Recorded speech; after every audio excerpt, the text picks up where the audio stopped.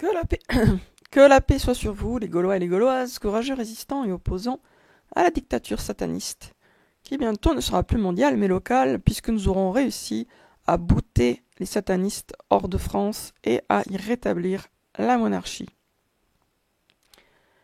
Alors, ces derniers jours, j'ai beaucoup jeûné, et grâce à Dieu, forcément, le jeûne, ça éclaircit toujours beaucoup les idées, c'est mon expérience, vraiment.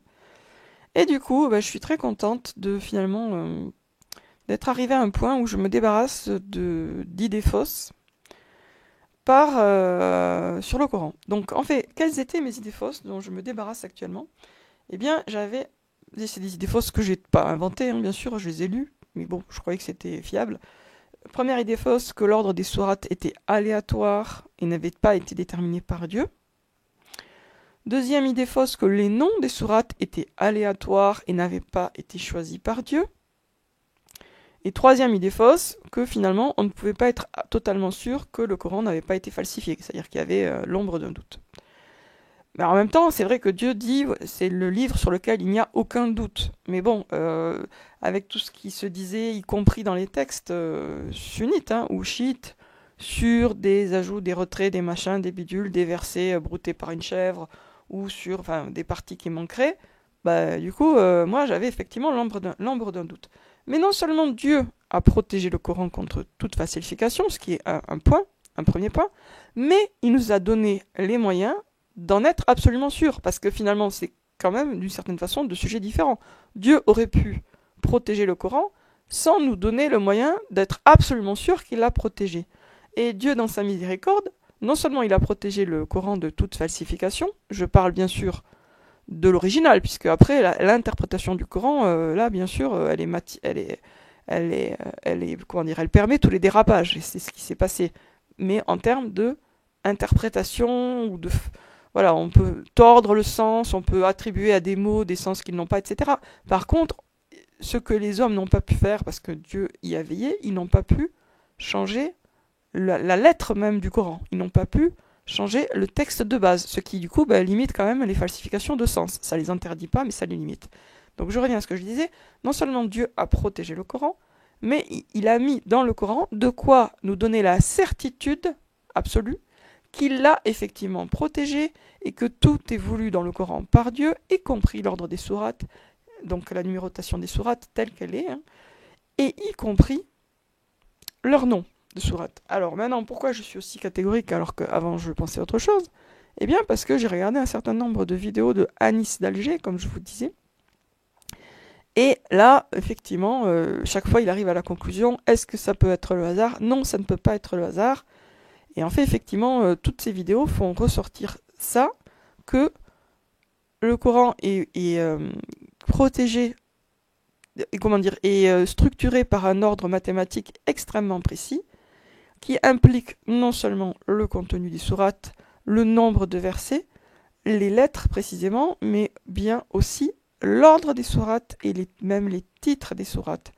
Et donc, c'est très rassurant parce que voilà, Dieu, non seulement il a protégé, mais il nous a donné aujourd'hui, en tout cas au XXIe siècle, grâce à ce type, moi j'avais pas vu encore l'équivalent de ce que j'ai vu chez lui, donc grâce précisément à ce type, je dis ce type sur un ton, c'est un peu familier, alors grâce à cet homme, on va dire, grâce à ce croyant, grâce à Anis d'Alger, on peut être absolument sûr que effectivement le Coran, tel qu'il est, a été totalement protégé et voulu par Dieu dans sa forme actuelle, et il n'y a rien qui manque, il n'y a rien en trop, et il n'y a rien d'aléatoire ni dans l'ordre des sourates, ni même dans les titres des sourates. C'est beau quand même de savoir ça. Je trouve ça extrêmement positif et rassurant. Donc en fait, les seuls problèmes qui restent, les seuls problèmes qu'il y a, c'est des problèmes d'interprétation, de compréhension du Coran. Mais on peut être sûr, absolument sûr, que le texte lui-même est protégé. Merveilleux, merveilleux et magnifique. Dieu est très généreux avec nous. Et quand on aime la vérité, il finit par nous la montrer, par nous la dévoiler. Donc il y a beaucoup d'islamophobes qui veulent mettre des doutes, islamophobes de l'intérieur ou de l'extérieur, ou islamophobes ou on va dire coranophobes, parce que on peut distinguer aussi peut-être les deux notions, des gens qui n'aiment pas le Coran en tout cas, et qui n'aiment pas Dieu, on va dire des théophobes, voilà, des gens qui ont peur de Dieu, qui n'aiment pas Dieu, qui cherchent à filer des doutes sur sa dernière révélation, alors que sa dernière révélation est totalement protégée, à la différence des autres qu'il n'a pas protégé, ce qui est clairement dit justement dans le Coran. Et, et, et, et, et, et. Et comme le livre de Dieu, le dernier livre de Dieu est protégé, moi ça me fait penser à un truc, c'est que c'est effectivement, je reviens à des idées qui sont évidentes pour les sunnites, mais j'y reviens après avoir fait un circuit qui me permet d'en être beaucoup plus assuré. Ça me permet du coup ça me paraît pardon du coup extrêmement probable que non seulement le Coran est donc protégé, mais que sans doute il n'y aura plus aucun livre, même un petit livre. Hein. Je pense pas. Parce que si le Coran est protégé, pourquoi pourquoi y aurait-il besoin d'un nouveau livre? A priori, il n'y a pas besoin. Il y a juste besoin d'une nouvelle interprétation, d'une interprétation qui fait le tri entre enfin, qui montre, qui permet de se rapprocher du vrai sens du Coran. Dans la mesure où les traductions sont en grande partie falsifiées, mauvaises, etc. Mais ce qui manque, c'est une bonne interprétation et une bonne traduction, et rien d'autre. Donc a priori, je ne pense pas qu'il y aura de nouveaux livres. Et ça, c'est une raison de plus, mais bon, il y en a mille, de penser que le livre descendu du rappel condensé, c'est qu'un faux minable, enfin ce qui est assez évident vu la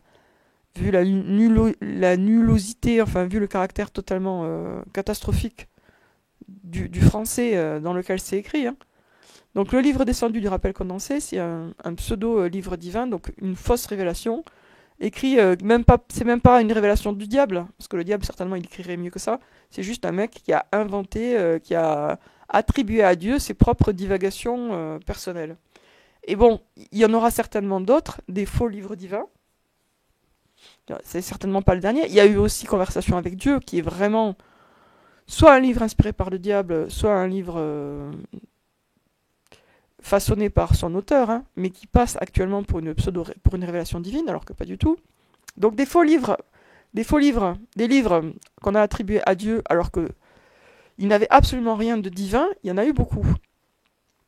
Il y en a beaucoup chez les catholiques aussi. Par exemple, il y a l'évangile tel que Jésus me l'a raconté par je sais plus comment elle s'appelle, qui est une grosse imposture aussi. En fait, c'est un roman, quoi.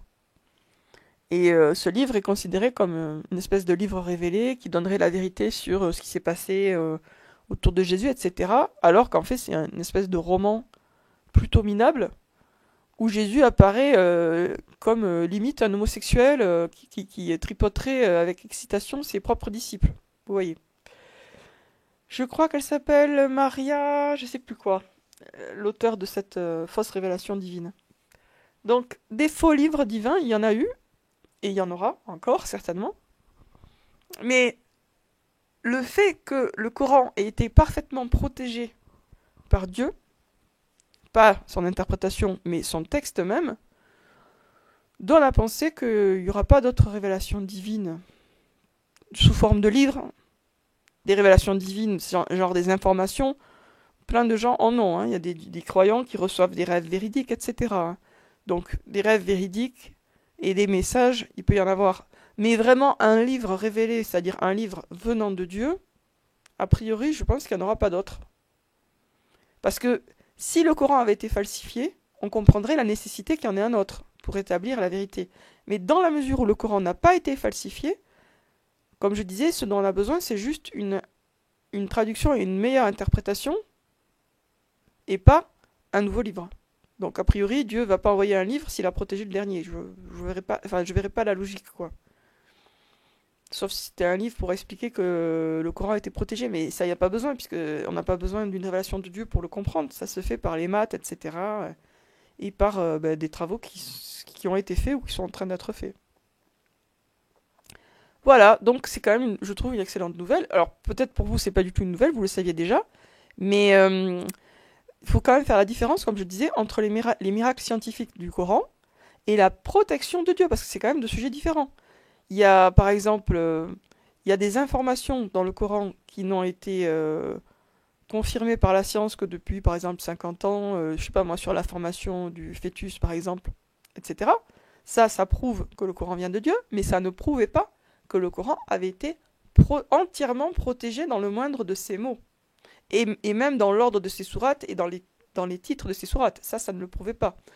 Donc, peut-être,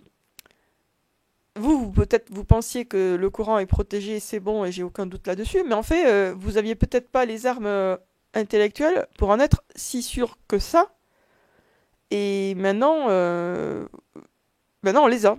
Avec Anis d'Alger, on les a. Donc, je vous conseille de vous abonner à sa chaîne, Anis d'Alger. C'est très clair ce qu'il raconte, c'est super clair, c'est des vidéos courtes, et voilà. Donc, après, ben, je suppose que pour être totalement sûr, il faudrait faire les vérifications par soi-même, hein, faire compter, etc. Bon, moi, je m'en sens pas forcément capable, mais j'ai l'impression qu'il est de confiance, ce type. Il a pas l'air de raconter n'importe quoi, il a l'air d'être de bonne foi, et ce qu'il dit est très logique et très cohérent. Voilà, sur ce, je vous dis à très bientôt, les amis.